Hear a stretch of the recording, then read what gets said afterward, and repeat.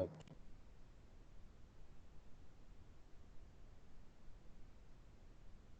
Welcome to lecture number 26. Stochastic processes is the course we are studying, and for the last 8 or 10 lectures, we are studying Markov processes, MPs.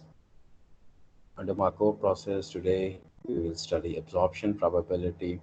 We already know that given a chain, a Markov chain, MC, a transient state, starting from a transient state, we can go to any recurrent class that are any of the recurrent classes that this transient state is connected with, or there can be more than one transient states, there can be more than one recurrent classes. But if the process enters in any of the recurrent class, for example this one or this one, it stays there forever.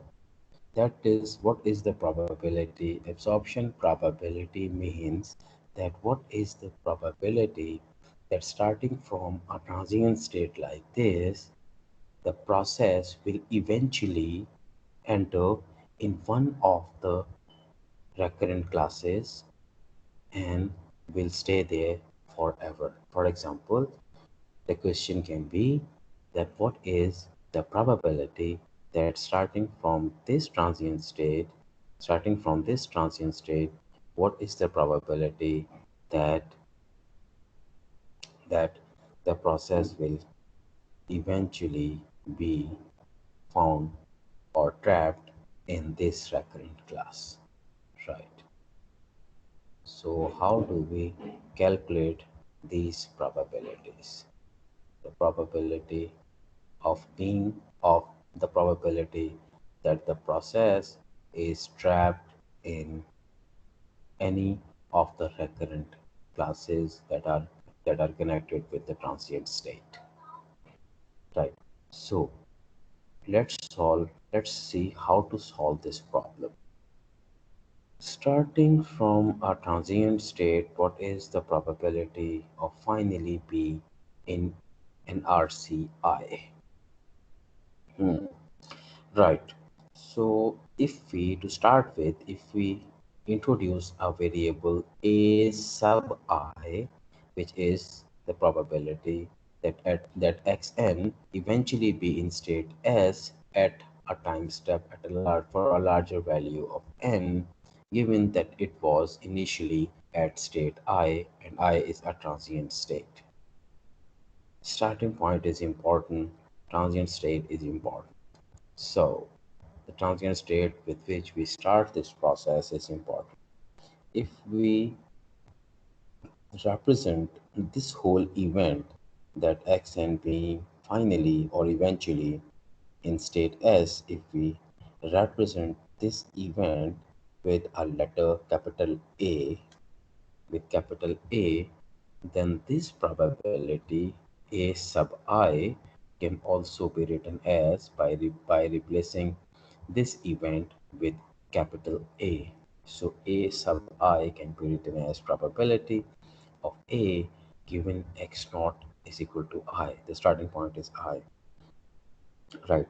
Given this starting point, we can marginalize this probability, this conditional probability term, by introducing an extra term x1 is equal to j, and we we add this probability term for all possible values of j. That is we call marginalization. We introduce a variable, another variable, and we add the probability terms for all possible values of j, or it is also called total probability theorem.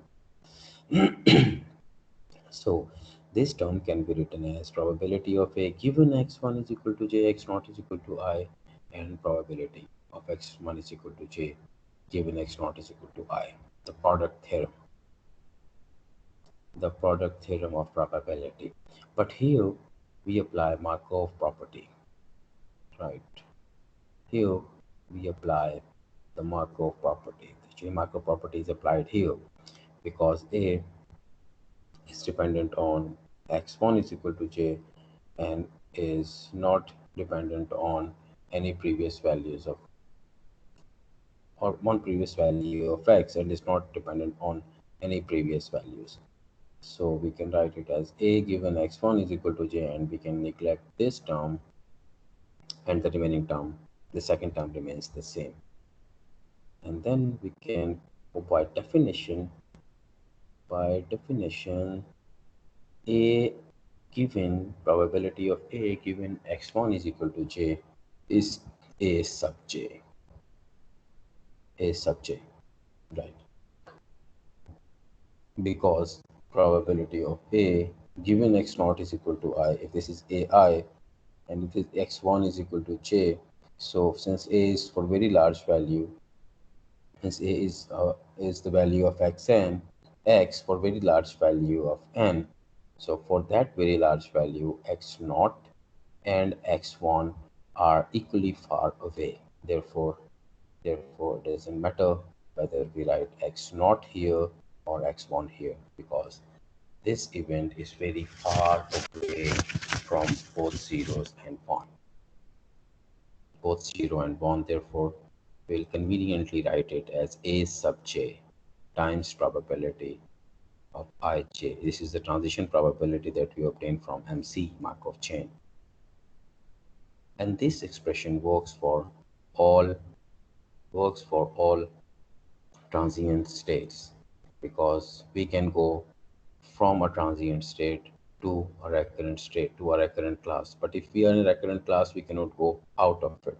So for a recurrent class or absorbing state or absorbing class, the chain is, if the process is supposed to be absorbed in that particular absorbing state or absorbing class, we'll keep a for that class or for that states or for all those states equal to 1. We'll see shortly that we'll convert all the states in an absorbing class into one state finally. Therefore, for each of the absorbing state, this is equal to 1 if that absorbing state is the one in which we are supposed the process to be absorbed. And for all other absorbing states, this is 0. Let's try to further clarify this point using the Markov chain I have drawn earlier. Right, given this Markov chain, we'll compute A for this transient state using the recursion based formula we have just derived. We want our process to be finally absorbed in this state. Therefore, for this absorbing state, because finally we'll convert this class into one state, we'll see shortly how. For this state, we'll keep A is equal to 1, and we don't want our process to be trapped to be finally or eventually in this recurrent class. So for this recurrent or absorbing state, we'll keep A is equal to 0. But if we want to solve this problem again and we want to find out the probability that starting from this transient state, what is the probability of being trapped in RC2, then we'll put A for this class equal to 1 and for this class equal to 0. Right, we will try to understand this whole concept better with the help of this example. This is a very illustrating example covering all the concepts we have studied till now. The Markov chain contains 5 states. This 4 and 5, they combine together and can be represented as one recurrent class. Whereas this one is another recurrent class we call RC1. Whereas 2 and 3 are not recurrent, they are transient states. And we know what is the difference between transient and recurrent states. We have been studying in our previous lectures, right? So what is what we are supposed to find? Right, since we are going to find absorption probabilities, we are going to convert this 4 and 5 with, or we are going to replace this recurrent class 2 with one state. I have told earlier that for the sake of computing computing absorption probabilities, we'll convert each recurrent class into one state. So this recurrent class contains only one state, fortunately, so we don't have to convert it. But for this set RC2, it contains 4 and 5, so we'll convert it into one state. So right now everything's in the picture.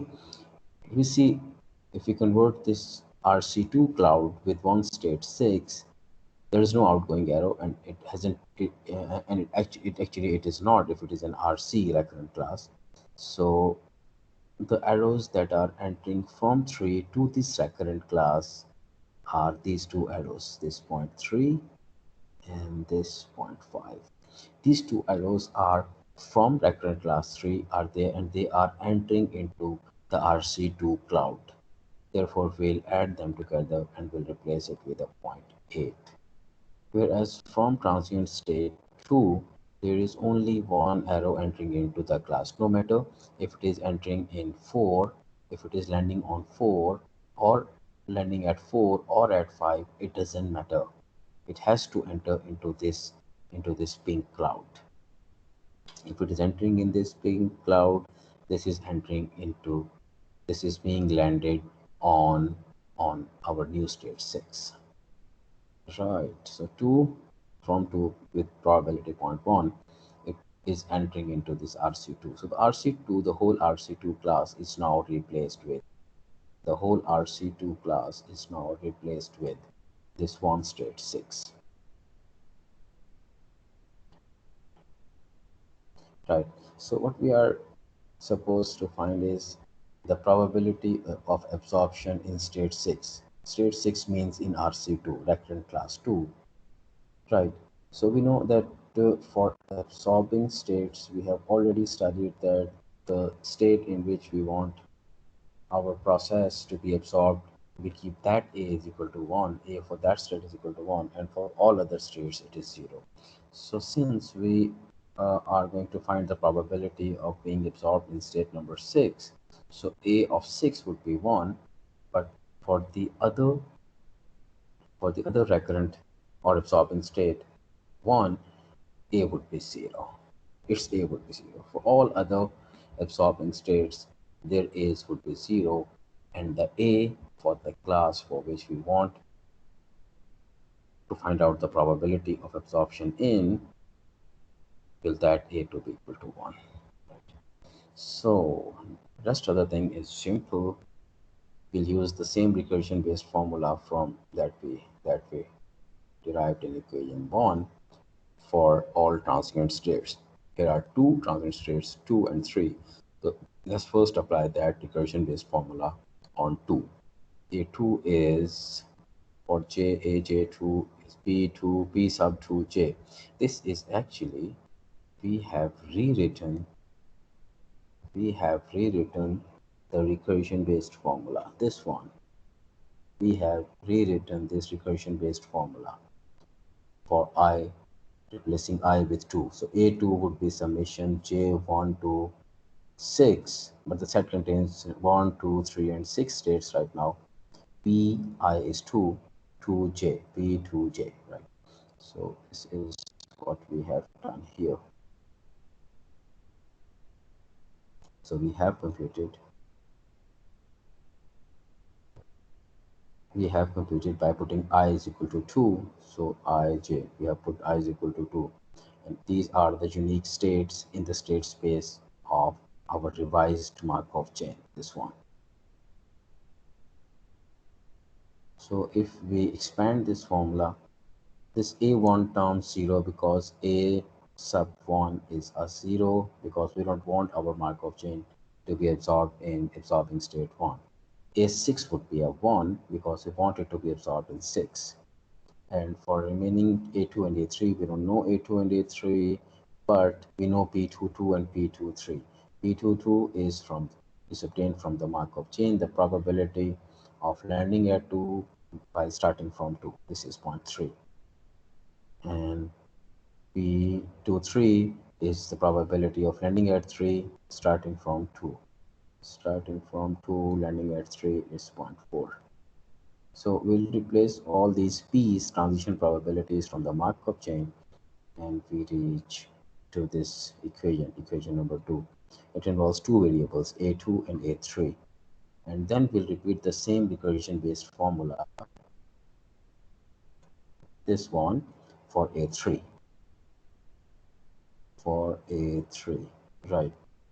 And expand it, A1 would be 0 because we don't want our Markov process to be absorbed in A1, and A6 would be 1, and P33 is 0. Why it is 0? Because there is no arrow that lands on 3 and was initiated from 3.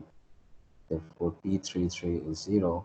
Rest of the P's are obtained from the revised Markov chain, and this A3 comes out to be this.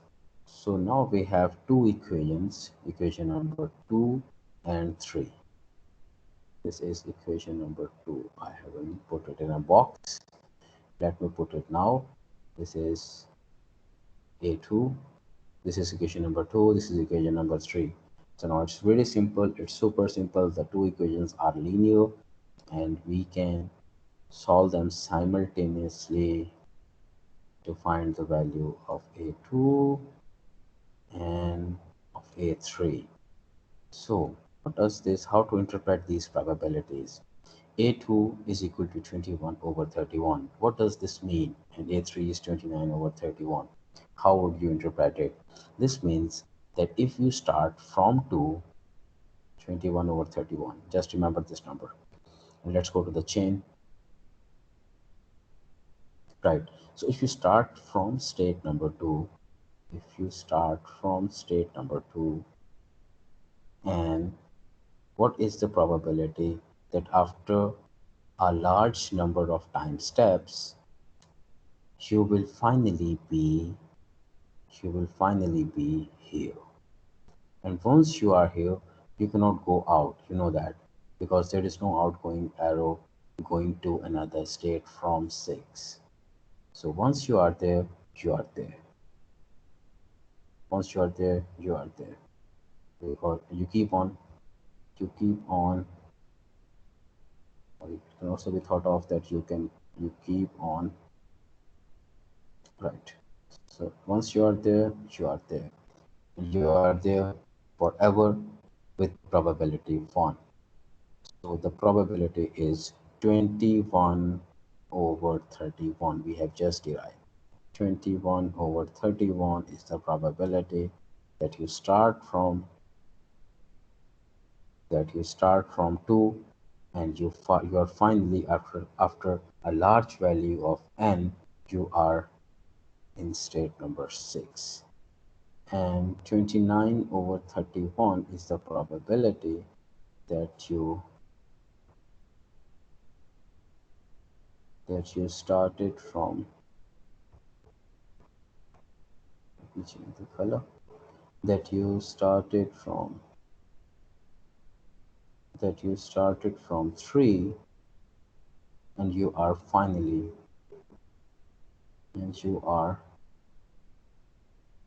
29 over 31. 29 over 31 is the probability that you started from 3, and you are finally in 6 through this or through this. There are multiple paths, but you are finally trapped in 6. And once you are 6, you remain at 6. Right. So that's all for today's lecture. In our upcoming lecture, we'll study more about absorption probabilities and time to absorption. Thank you.